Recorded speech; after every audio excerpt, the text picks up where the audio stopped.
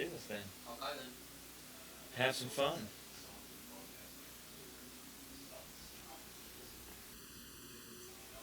That Acura pace car looks old compared to this race group. That's the vintage car out there right now. Yeah. So you're just waiting for the logo to pop up?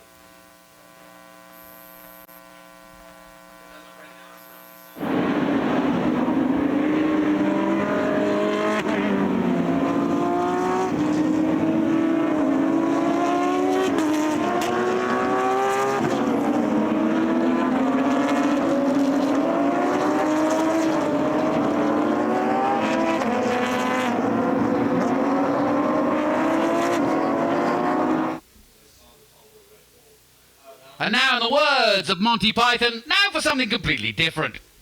And IGT is what it is. We've got international GT racing coming your way. We've already seen these guys in action earlier today. And Ben, they put in some great racing with Porsches and Ferraris galore. An absolutely stunning field once again as we get ready for a rolling start. Yeah, international GT. It's really cool to see these modern Porsches and Ferraris and some Audis out there. We've had a McLaren in this group before. There is a TCR Volkswagen by Cameron McIntyre, but these two really put on a good show. Andy Pilgrim in the Ferrari, Fred Ford out of the Porsche. I'm going to give it over to you, Jonathan, to call the first start of this race. Well, last time out, Andy Pilgrim did a great job in the 458. He'll line up again in pole position on the inside as they come to the start line, and away we go. And it is the Ferrari who leads them across the line. And straight into the lead he goes. The two Porsches will chase him down early on in this race. Everybody cleanly through of the lead group through that first corner. And it is Pilgrim who leads from Portad and Charlie Luck. Todd Sloan, Tom Pank, who got fourth place out, starts fifth, and he's already jostling fourth position. There he is. In the number 45, that's Charlie Luck. And the field all getting out onto the back straight now, and we've got a combination of GT3 Cup cars from Porsche and a Ferrari 458. A few other iterations, but mostly 458 challenge when it comes to Ferraris. And like I said, it was Andy Pilgrim at the hands of this black, red and white Ferrari you see in front of you now that won the first race and looking very likely to win the second at the moment. The field already spreading out, and look at the top two, Ben, pulling away. They are, but Tom Pank's coming back in third. Just made a great pass. And then Todd Sloan, this is his home track. He loves racing here. But what I love about this group, I happened to be at the podium after the last race. These guys all get out with huge smiles, high fives. They just love racing. This is gentleman racing at its finest. Ken Fangler's done such a great job with this group, making sure it's really good racing, but also all the drivers are having fun the whole weekend. Now we have one TCR out there. We have Cameron McIntyre. We've got some what we call exhibition cars. I was talking to, and as Ben drops off, I'm just about to introduce the man I was about to talk about, Ken Fangler, who explained to me last time out what the exhibition cars are. So you're here now. So tell us, Ken, what are they? Yeah, it hasn't changed since the first race. Well, there you go. Well, some people tune in now. Okay. Well, exhibition cars fit under Stuttgart Cup or Maranello Cup, and can be a Porsche and Ferrari, can be makes that we don't have features of, such as a Lamborghini and an Audi. But the cars you see out there, there's a couple in exhibition. A Ferrari, for example, the one that Andy Pilgrim in, is really not a challenge car. It's a GT3 car, so it doesn't meet the specifications of the Maranello Cup. And a couple of 911s that are out there don't meet the specifications of the Michelin GT3 Cup. So they're put in exhibition. But as I said, we have room for other cars. You see that little Volkswagen TCR car? That's what I was mentioning, yeah. Yeah, exactly. And he competes on the Stuttgart Cup, obviously the German makes, and so it fits well. It opens up the opportunity for some drivers that we don't feature in the championship. They run, they run here as kind of one-off racing type of thing. Now, you were telling me earlier that this is what you call a sort of semi-professional group. And what I mean by that is you can't be anybody to run a GT3 car. You've got to know what you're doing. Yes. but these guys aren't doing IMSA, but some of them may have done IMSA or may be doing IMSA later in the year. Yeah, exactly. There is some that we see them on the way up and we see them on the way down. Yeah. That's really, they may progress from club racing. And that goes with the wallet as well. No doubt. When they find out two things they find out maybe as they get to the professional ranks that maybe they quite as good as they thought they were, and maybe the dollar to fun factor wasn't what they remember. So we're middle ground. We like to offer this on a professional platform. Many of them all these cars are crewed by professional crews, many of them that crew IMSA and other professional sports car racing series, and they employ professional coaches, and they take it very seriously. It's serious fun, or as one of my friends from Trans Am calls it, loud golf. Okay, that's what it is. It's a very good way of describing it. Loud golf, I like that. Tell me about the specifications of these cars, because they all look very evenly matched. Have you kept that as tight as you possibly can to make the racing as good as it? I have to tell you, it's an interesting thing. Every January I say, look guys, we don't even have a rule book, okay? And you know what? And I've over That's a the lot years, of trust in motor racing. It is, and we expect guys, we have them fill out a race car information sheet on the honor system. And, there's such a varying amount of talent in the cars no matter what. And it's just when you shake it all up and you throw it out there, this is the way it looks on track. But the bottom line is that two things we request, that they're doing it safely, that they're not banging up cars and costing themselves and other competitors money, and that they're having fun, that it's good competition. And this is what it looks like. It can be done. I'm not a big proponent. I'm a marketing guy, not a technical guy. So I have to say, I'm not comfortable. I have to employ other people, and we don't have a rule book. We have guidelines. That's what we'll put it as. Well, wait till I tell my friend Earl Bamber that. He'll jump on that. Earl Bamber, of course, factory jet driver in these sorts of cars, and has made it through the ranks from New Zealand and continues to be one of the factory drivers for Porsche in the World Endurance Championship and in IMSA, in fact. But fantastic cars, 458s. We were talking earlier today about the history of 458 in racing. It just hit the sweet spot for Ferrari and for racing, didn't it? Yeah, and it took a couple of things. I worked with Ferrari back in the 90s. I actually started with the Challenge Series, and as I tell folks, kiddingly, we started out with the 355 Challenge, and then we went to the 360 Challenge. Both those cars were just a challenge to get them around the racetrack. All right, they really weren't not proper racing cars, and it was a pretty difficult time and not an easy car to drive. And really, Ferrari's changed their mode, and their street cars are, really very adaptable to being race cars, and that's very evident. The 430, all the evolution has been a step in the right direction. The 430, the 360 was a move up, the 430 definitely, but the 458 really seems to be the happy middle ground, and for most of the sportsmen driving, great performance, really not that much off of 488 in the hands of these type of drivers. They can't really bring out all the performance on the 488. Well, similar to the previous race, we've got a good battle now between Pilgrim and Fordad, two different cars, but two great drivers going at each other. One in a Porsche, the other in the Ferrari. They're leading, they're pulling away at the front. They've got about a 6-second gap over third place Tom Pank, who's also in a GT3 Cup car. There he is. And then there's the 44. That's the man we're looking at right now. And that's Steve Schneider, I believe. Yep, Steve Schneider in 441 car. Yep, sure is. Yeah, excuse me. It's 441, I should say. But some good racing throughout the paddock, throughout the racetrack, and guys get out.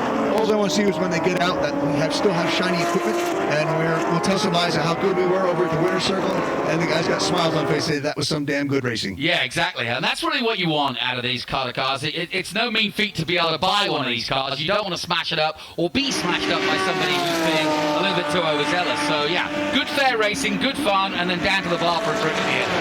No doubt. And I said, that's what these guys come here for. They come here for the competition, good fun competition, some camaraderie in the paddock.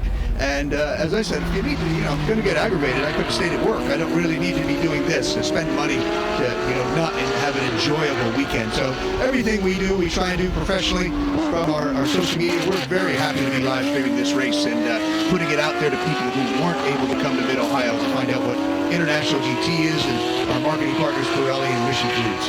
Yeah, well, let me ask you this. We talk about the 458 being a great racing car, but I mean, it's almost as though we've forgotten to talk about the Porsche being one of the greatest race cars ever, and in GT3. I mean, what about the characteristics between those two cars specifically in handling? I mean, I would have thought they're both great handling cars, right? Yeah, everybody who's driven the two cars, they're very, very different, and but the great thing about it, Porsche, in typical Porsche fashion, every step in evolution has been a better car. Yeah. And, we saw the jump this year. We were loaded with 3.8 liter cars, the last rendition.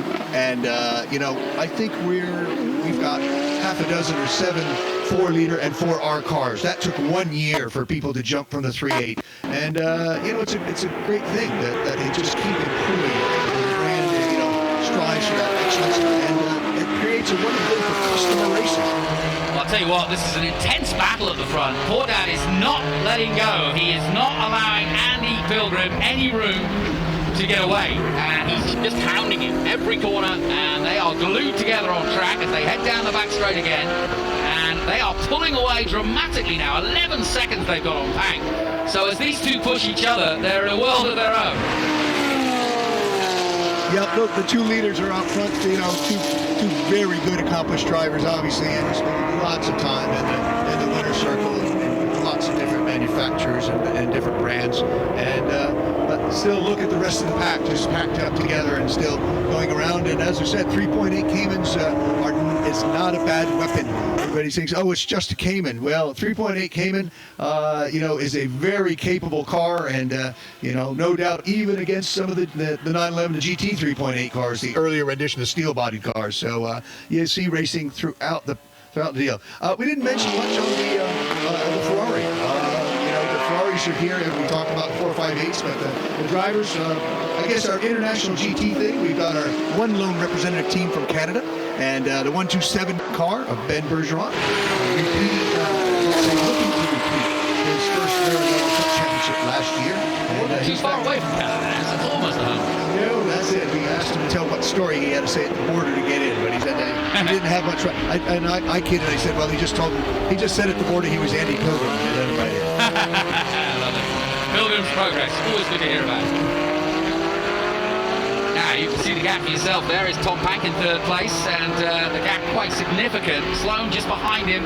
I say just, but he's a few car lengths, and then we've got a little bit of a battle starting to form between Sloan and Luck. Lombardi behind them in 6th place. Schneider in 7th. Good name if you're driving a Porsche.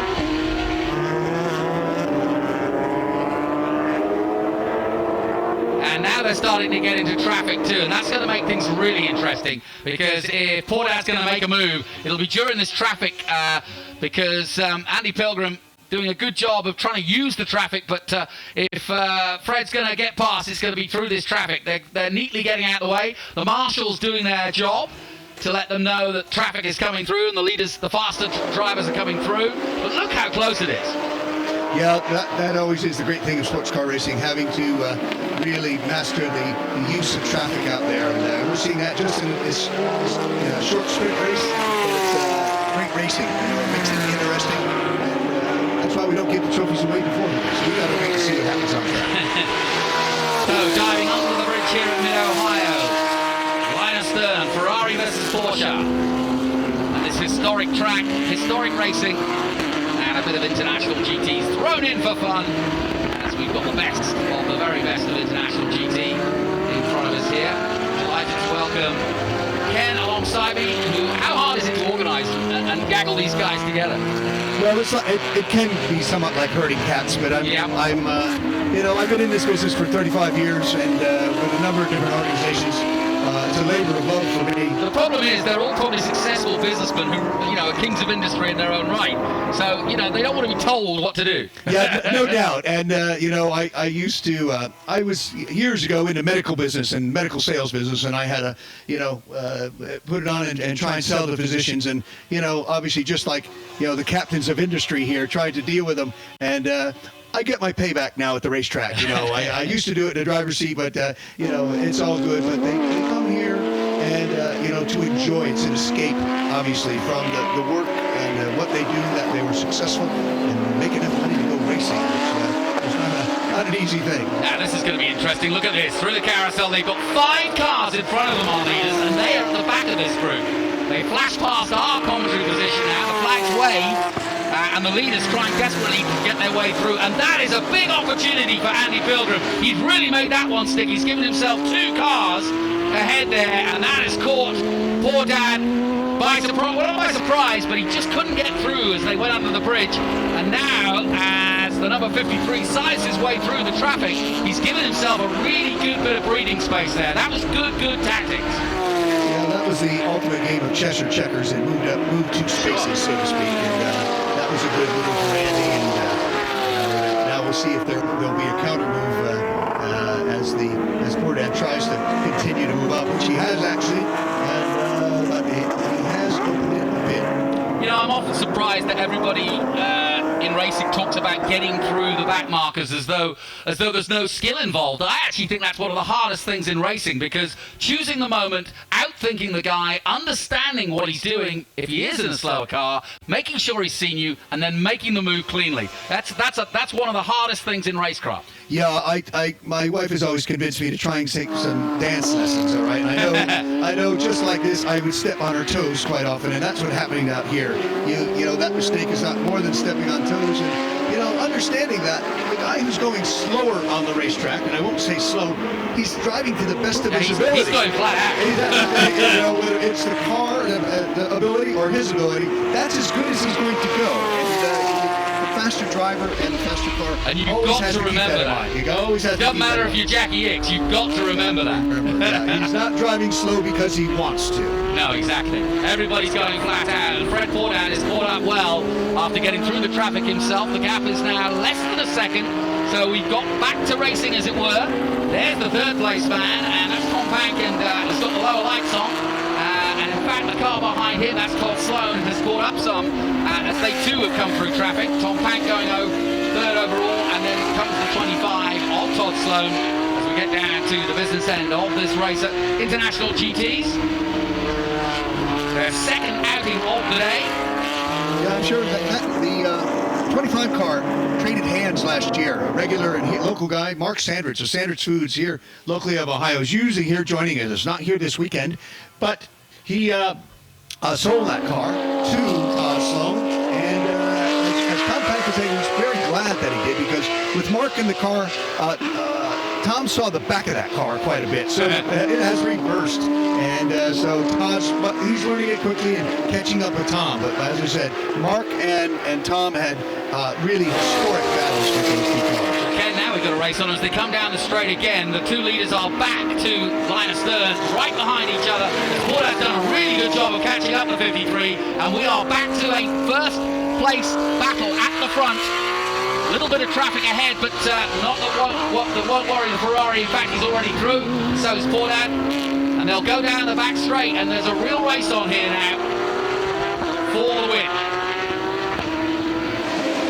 Well done to Fred Fordham, because a few laps ago he was 5 lengths, 6 lengths behind, having got into that traffic and been outfoxed a little. And now they are he's very good under braking, the Porsche. He just comes into the braking lane very, very late and just checks in, loses a little bit on the straight, but uses the traffic and the braking zones to really catch up with the Ferrari, and this has gone on throughout the race, and once again, as it was in the previous, Pilgrim and Portad going at it as we look from above at the gap between them. About 3 car lengths, would you say? Yeah, it opens up. You notice the horsepower for the Ferrari difference, but as you said, and you know, that's the kind of the mantra of Porsche. They've always been good under braking. You know, the chassis layout always a slight tweak, you know, to the rear and so forth. It always has been. Porsches have always been, you know, best in class under braking, and you can see that. There might be a slight horsepower advantage on the straight with the Ferrari, but you see Fred has just caught him up again as he comes under the bridge. Final lap then, and it once again becomes a straight fight between Ferrari and Porsche down to the line, and again Andy Pilgrim leading the way as he did in the first race, but it's not over by any means as they come down on the back straight now, and under braking at the next right-hander could be the pivotal moment of this race, but will it be close enough? I don't think it is. The straight line speed of the Ferrari, and may he be able to use the back marker to get through. He's thinking about it. And that's allowed Portad as he can't get through to catch right up, and in fact now he's a little stuck as the 53. He does make it through now. Portad does the same, and they're still glued together as they go back up the hill and under the Honda Bridge for the last time. Through Thunder Valley, and we're looking forward to a cracking finish to this, but Andy Pilgrim, not known for making mistakes, and I don't think he's going to here for the second time of asking. Fred Portad will keep him honest, and he has followed him literally the whole race, and not able to force him into a mistake as they come into the final complex. It's going to be a Ferrari win yet again, as Andy Pilgrim takes to the checkered flag. And across the line in second place, Fred Portad, and quite a gap now to Todd Sloan in third place in another Porsche GT3. That's how it finished. Back in action again tomorrow for more international GT racing. Thanks to Ken Bengler, who organises the international GTs, and a great performance yet again, a great show. Thank you so much for getting these guys together and putting the show for us on our live stream.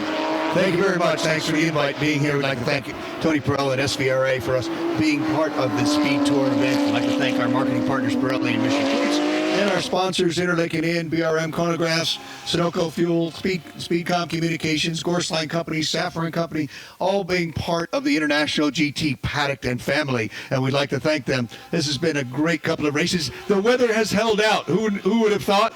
And I'm just thankful for that. So we're going to do a 90-minute race tomorrow, Sunday, right out of the box at 8 o'clock. 90 minutes of racing, and we look forward to being back. Thanks, Ken. We'll take a short break. We'll be back with more action from Mid-Ohio.